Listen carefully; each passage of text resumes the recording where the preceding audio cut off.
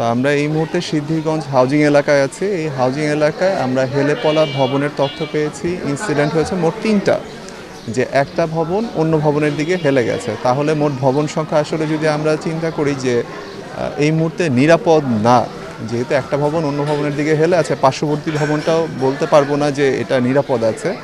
সেক্ষেত্রে 6টা ভবনকে আমরা আইডেন্টিফাই করে তাদেরকে নোটিফাই করেছি। আপনারা বুয়েট অথবা HBRI থেকে ডিটেল ইঞ্জিনিয়ারিং অ্যাসেসমেন্ট করবেন।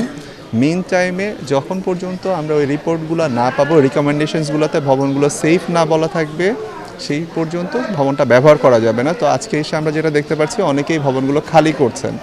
ভবন মালিক, ভবনে যে বসবাসরত যারা ছিলেন, ভবনগুলো খালি করছেন। আমাদের ইনস্ট্রাকশনগুলো তারা ফলো করে যাচ্ছেন।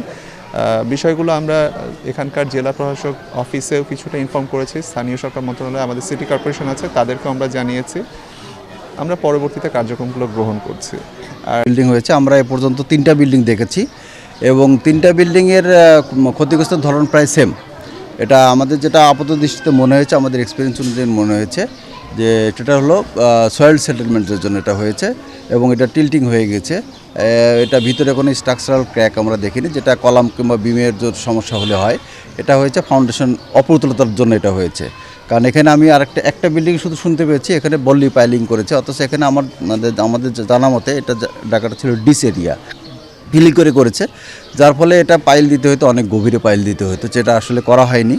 এটা বল্লি পাইলের উপর স্থাপনা করে, তার ফলে এই বল্লি পাইলের নিচে যে লেয়ারটা আছে সেই লেয়ারটা সেটেল করেই টিল্টিং হয়ে গেছে, মানে টোটালটাই হোল স্ট্রাকচারটা সেটেল করে গেছে। একটা কাত হয়ে যেখানে দুর্বল পেয়েছে, লোড বেশি পেয়েছে, সেই অংশটাই কাত হয়ে গেছে এবং সেটা অলরেডি মেজারমেন্ট আমরা করছি থিওরিলাইট দিয়ে।